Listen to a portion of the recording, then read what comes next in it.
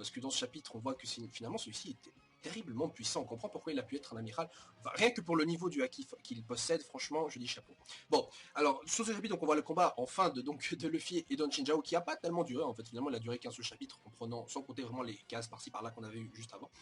Donc celui-ci, on a surtout le flashback de Chinchao avant tout. En fait, et quand vous connaissez les codes du shonen, c'est-à-dire que lorsque vous voyez les flashbacks d'un personnage qui est sur le point, enfin qui est en train de combattre, effectuer une action, je ne sais quoi, dans un arc, c'est qu'en général, scénaristiquement parlant, il n'a plus vraiment grand-chose à faire par la suite, ou alors il meurt, ou il disparaît, je sais plus. Donc voilà, je pense que après ce chapitre-ci, on n'entendra plus vraiment parler de Don Chinchao, et même pour une autre bonne raison par la suite, je vais expliquer ça. Donc on voit que celui-ci, plus ou moins, était force égale, avec évidemment une légère domination de Luffy sur ce combat. Ensuite, dans son flashback, on avait vu donc celui-ci avait effectivement un trésor tout géant, mais vraiment géant, quoi. Je me suis dit, si le One Piece aurait dû être de l'or, ça aurait dû ressembler plus ou moins à ça. Maintenant, bon, c'est tout ce que le One Piece, c'est pas forcément de l'or, c'est certainement une arme des armes antiques. Allez savoir ce que c'est, je ne sais pas. Je me suis certain qu'il y a attention une partie d'or. Parce que je vois mal par exemple l'équipage de Luffy arriver et voir, oh, enfin, malgré le fait qu'ils aient trouvé un truc génial ou machin truc qui est en rapport avec le scénario, ils disent, ouais bah finalement il n'y a pas d'or, c'est dommage pour toi Nami. Et ben en fait, voilà, ils voient juste de l'autre côté, ah mais Nami, je vois bien Zoro faire ça d'ailleurs. Nami, il y a un truc là, quoi. Et ils voient, il y a genre un gouffre d'or. Bref, mais en tout cas, je suis sûr qu'il y a un peu d'or quand même dans le One Piece, même si c'est pas uniquement ça évidemment. Bon.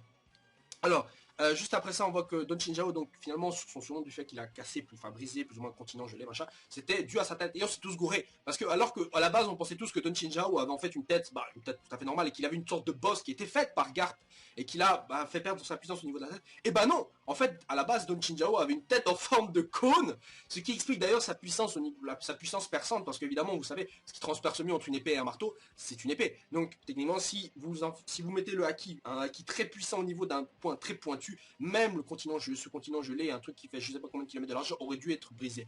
Voilà, ce qui explique tout. Malheureusement, Don Chinchao donc croise sur sa route donc Garp, qui celui-ci apparemment s'entraîne sur des montagnes en tant que, enfin, pour s'entraîner, il a brisé quelques montagnes pour lui péter la gueule, et finalement ça réussit. Finalement, Garp, donc Garp the Fist, arrive à donc déformer la gueule de Don, enfin le crâne de Don Chinchao, et malheureusement le repousse à l'intérieur. D'ailleurs, on peut se demander alors qu'est-ce qui arrivait au bout qui dépassait. C'est rentré dans sa tête. Je ne sais pas. Mais bon.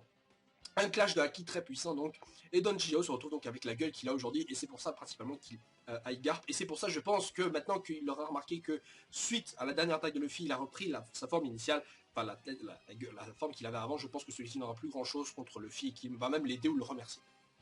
Bon, alors, et même que maintenant il va pouvoir par exemple peut-être le protéger de Cavendish, je ne sais pas, parce que je pense pas que Luffy aura le temps de se combattre tous les autres.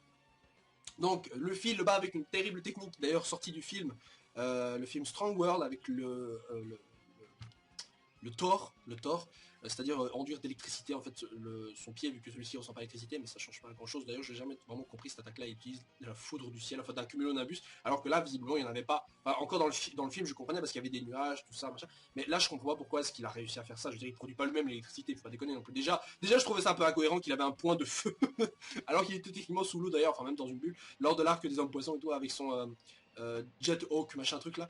Mais enfin, voilà, je vais pas non plus chercher midi à 14h, voilà, c'est comme ça. Dans tous les cas, donc il utilise cette technique-là, alliée avec donc avec un Gear 3 et en même temps le haki, donc que dire sur cette attaque terriblement puissante, qui a donc en même temps de déformer la gueule, la tête, le crâne de Don Chinchao, l'a mis au tapis en même temps, et sur ce coup-là, Don Chinchao avec son crâne qui a repris sa forme initiale a brisé le sol, enfin brisé le sol, oui, tournoi, le tatami.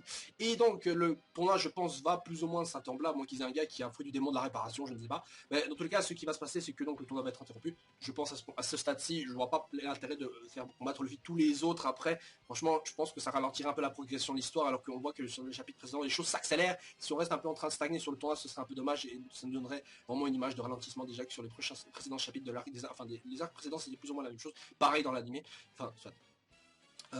Donc, je pense que juste en dessous du tournoi, il a détruit le tatami, mais visiblement, on voit que sous le tatami, il n'y a pas de l'eau.